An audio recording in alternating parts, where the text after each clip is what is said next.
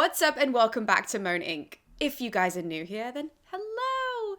My name is Erica and it is a pleasure to have you joining me today on the channel. Because for today's video, as you can see from the title, we are going to be running through and chatting about all of the Greek mythology retellings and non-fiction releases from Natalie Haynes. But before we can get into that, please don't forget to hit the subscribe button and the bell icon so that you know every single time I post in the future.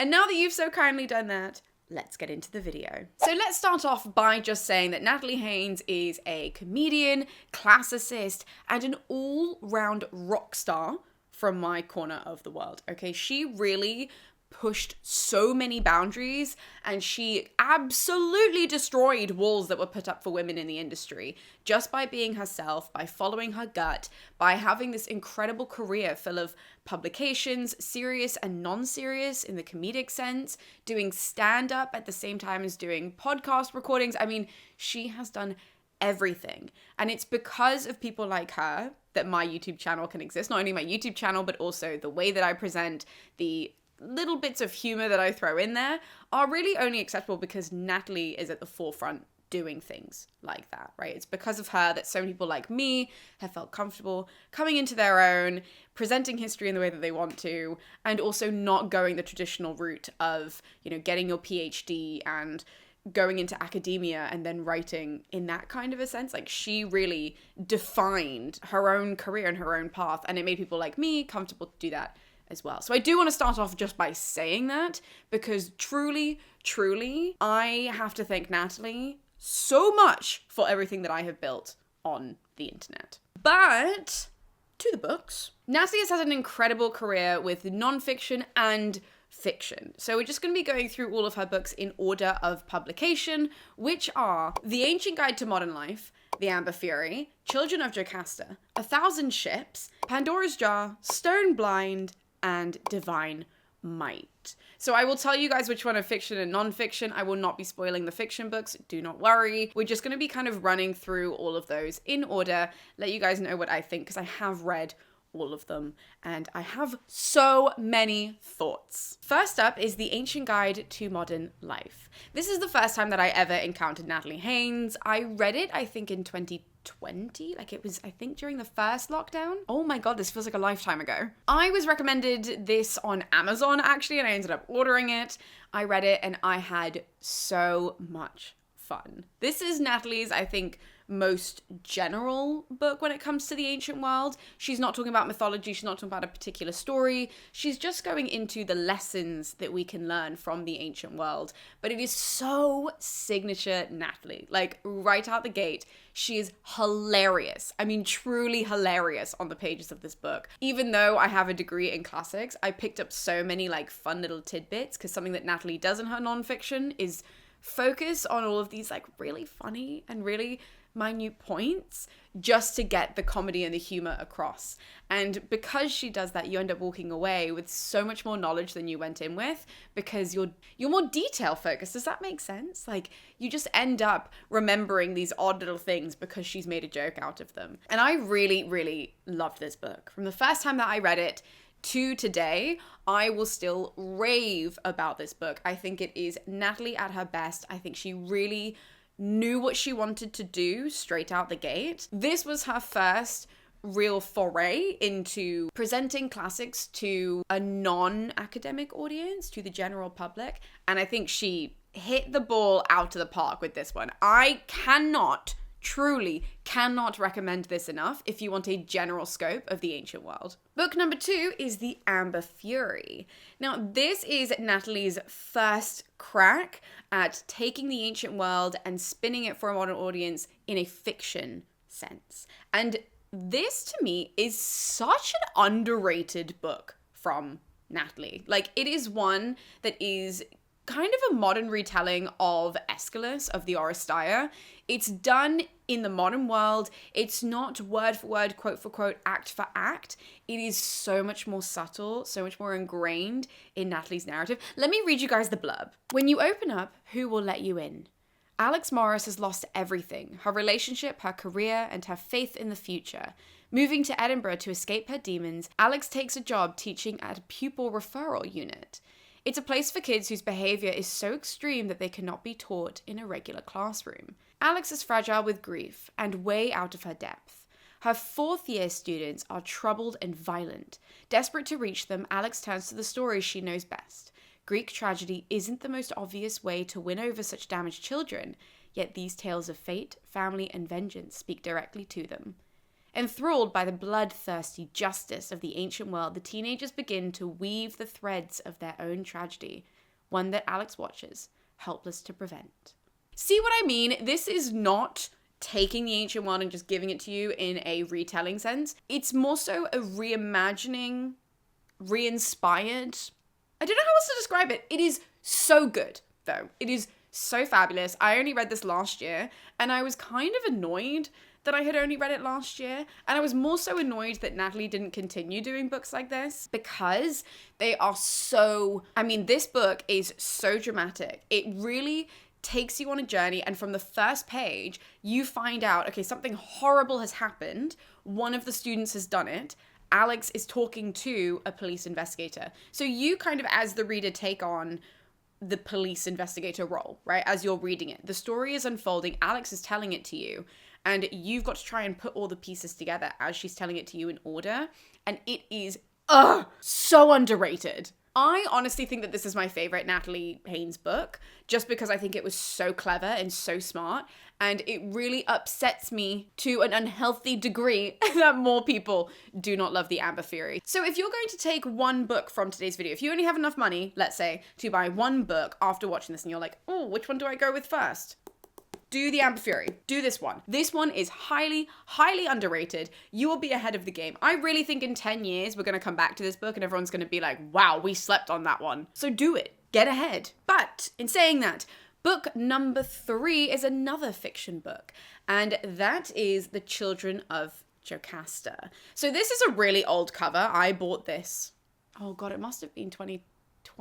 After the first lockdown, when I went back to work at the pub, because I was reading this, I read this behind the bar, which I absolutely should have done. There was a blind spot with the cameras, but still, I was like standing against the wall, out of the way of the like security camera, with the book like this against my chest, because that's the point of my life that I was at, apparently. So Children of Jocasta is more so a traditional retelling, and it's what we can expect from Natalie's later fiction books and exactly how she attacks the ancient world. Gone are the days of, let's see how we can update this myth to the modern world. How would it play out? How can we, make this a little bit more relatable to the audience of today by giving them characters that they know, names that they know, a city, that is modern, all of that kind of stuff. No, we didn't do that with this one. This is set in ancient Greece and is a retelling of the Oedipus myth. If you don't know the Oedipus myth, it's dark. There's a lot going on in the Oedipus myth. He's the guy that very like long myth short, long saga short, shall we say. He's the guy that kills his dad and marries his mum. Yeah, so that's the one that Natalie decided to go with for Children of Jocasta. This book is it's really, really good. It was one that, as I said, I was reading behind the bar at the pub, which I absolutely shouldn't have been doing.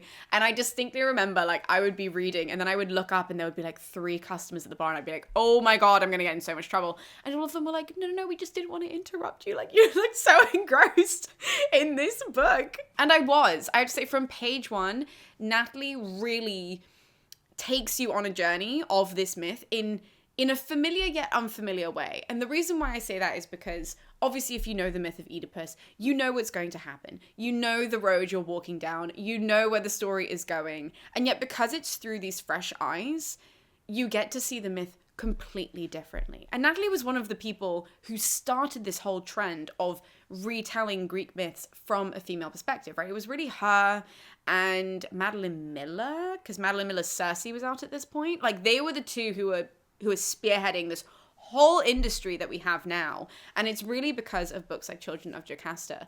And I think it was such a good, strong start.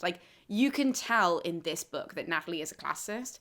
She is using so much of the ancient Greek in this book and taking the phrases that she really liked to kind of amplify them to a new audience. The jump from this to the ancient texts is this big. It is so small, which is good. That's a really positive thing, that if you read this book because you want to know the myth of Oedipus, to go from here to Sophocles is so easy, and you guys are going to really, I think, enjoy that jump, because you'll have these characters who are highlighted from Natalie's perspective, from a more modern voice, and going into those here, whilst then going to the ancient text and seeing it more so pulled back and following Oedipus through the story as traditionally it goes. So I loved this book. I thought it was really good. I remember when I actively was reading it, I could not put it down.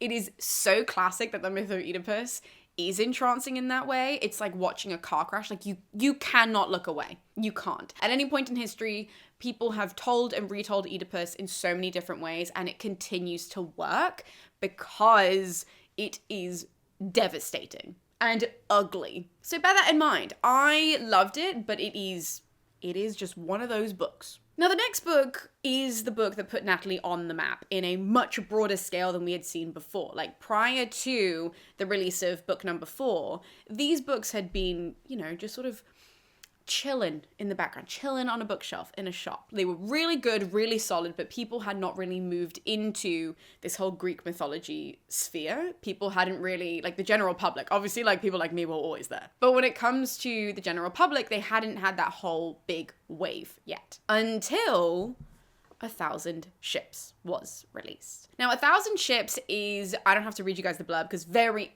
long story short, it is the Trojan War, but told from the perspective of the women.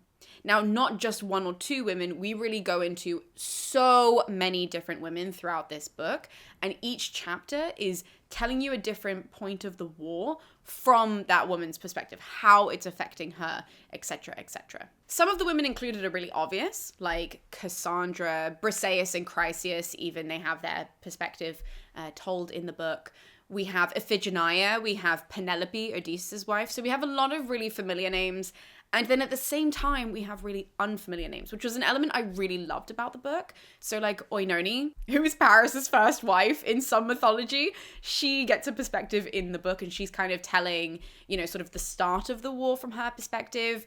So I thought it was a really good balance of names that people are going to be familiar with versus names that maybe they had never read before or heard before. Oenone, I wonder if anybody actually looks at that name and is like, I know how to pronounce that. Because it took me a long time to sound it out. And bear in mind, I did this at university and still I looked at that name the first time and I was like, who? What? So Oenone is a character in it, but I thought that what was really good about this book is the scope of women who we have named from the ancient sources that are now just put down on the page for a modern audience. Because I think so many people hear the Trojan War and they're like, great, it's just men running around fighting with their spears and their swords and obviously to a certain degree that is the case because it is a war, but that doesn't mean there aren't really strong and powerful female characters that are included in that narrative, not only in the Iliad, but also in the Odyssey, obviously in the case of Penelope, and the surrounding mythology. We have Iphigenia, who's also mentioned in the Iliad, but she doesn't really pop up until the plays that we have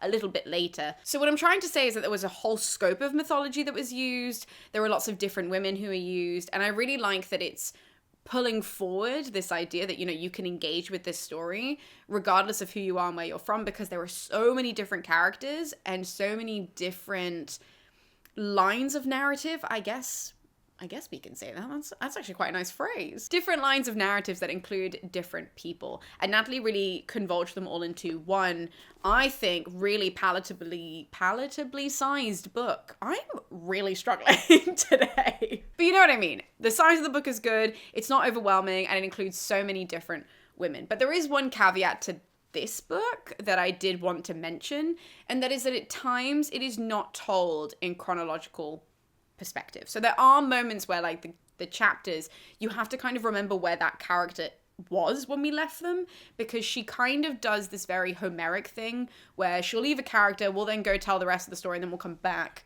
to that person. And it's like, the timeline jumps around slightly. So I would say as long as you're paying attention, this book is fabulous. It is certainly not one that you can just kind of read by the beach and then kind of skim a chapter.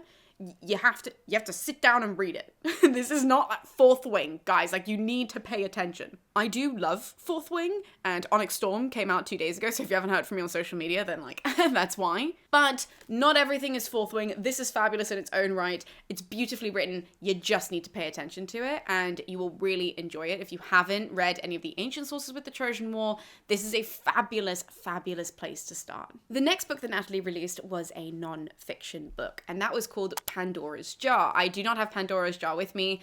I have lent that again. I'm a bit like a library for my friends. But I've lent that book out. I do have the hardback version of the book. Now, this is nonfiction, just talking about the women of Greek myth. We dive into a lot of the women that we've already seen in Natalie's fiction work. However, in this case, in a nonfiction sense. So she kind of looks at the characters, analyzes them, and works her way through how they have permeated pop culture, as well as, you know, literature and storytelling and all of these sorts of things, but where they've popped up in their depictions of them. And I really liked this. For me, it was way too introductory. You know, I read it, gosh, I think as soon as it came out, because it came out in like October of 2020, didn't it? And I think I picked it up. Well, for me to have the hardback, I picked it up right at the time that it was released. I really enjoyed it, though it was a tad introductory for me. And the reason is because obviously I've studied all of this for years. Like, I have studied the ancient world since I was 11, and so therefore reading a book like that, when it came to the Ancient Guide to Modern Life, I picked up a lot of things that, you know, in different areas of ancient history that I didn't, not that I didn't necessarily know, but like new things that I hadn't focused on, new facts where I went, oh, I forgot about this thing or whatever. And when it came to Pandora's Jar, this is a book aimed at people who have enjoyed books like this, and they want to know more of the non-fiction setting for these mythological characters. Nothing wrong with that. It just wasn't for me. And so I think that when it comes to looking at Natalie's nonfiction work, if you are a classicist, it probably is too introductory for you, which is fine because Natalie's intended audience are the non-nerds. Her goal is to get people who are not nerds into her podcast recording, her comedy shows, engaging with these fiction books, learning more, engaging with the ancient texts. Like, she is really publishing these non-fictions not for people like me, not for classicists, but for people who have read one Greek myth retelling and have gone, this is amazing, I want to know more. And I think that she has hit that target so unbelievably well. Like, really, I think that she does nonfiction like no one else. They are so funny, so brilliant, so bite-sized, and I really love that with Pandora's Jar. I thought every character was done brilliantly. I thought that she had enough comedy in there to keep you gripped, whilst also highlighting enough pop culture moments that you don't lose interest. Like, so that way there's always a reference point that you can just kind of look out the window for each and every person. So I think Pandora's Jar is utterly brilliant. However, if you are familiar with the ancient world, if you've been watching my channel and reading along with the ancient sources, it might be slightly too introductory for you. However, if you have a friend that you intend to make a nerd, Pandora's Jar is perfect. I mean, perfect for them. And that is also the case with Divine Might. There is a fiction book that is published in between those two, but we're going to skip to Divine Might for like 2 seconds. Divine Might just talks about the goddesses from the ancient Greek world, different kinds of goddesses, not only like Aphrodite and Artemis, but also the Furies, and does the exact same thing as Pandora's Jar, right? So it just really is using the ancient sources as a starting point, tells you in a non-fiction sense who they are, what they did, tells you a bunch of jokes throughout that. Like, Natalie is just so funny. Do not read her books in public. Like, you will laugh. It's really bad. I have done that. It's so embarrassing. And then she's going to use pop culture moments to ground you in that book as well. So very similar to Pandora's Jar. So if you have that friend, like I described, who you want to make a nerd,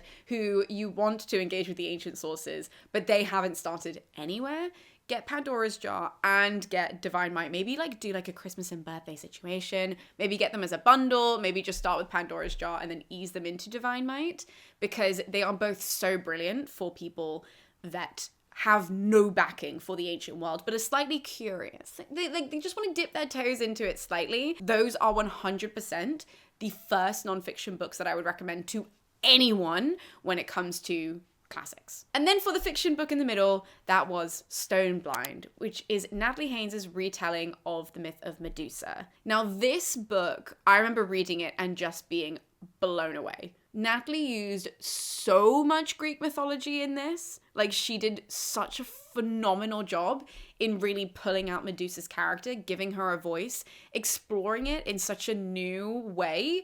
Like, just because Medusa is a character that we all think that we know, and yet when Natalie actually went into the sources, even she realized she didn't know Medusa herself, rather than like Medusa the name. Does that make sense? So a lot of us think we know Medusa because of all of these stories that are told about her, and like, you know, that's such a famous name, and she's in so many different, you know, movie representations. Think of like Clash of the Titans and all of this. We think we know her. And then Natalie went into the sources, and even she was like, whoa, I was wrong. I do not know this person.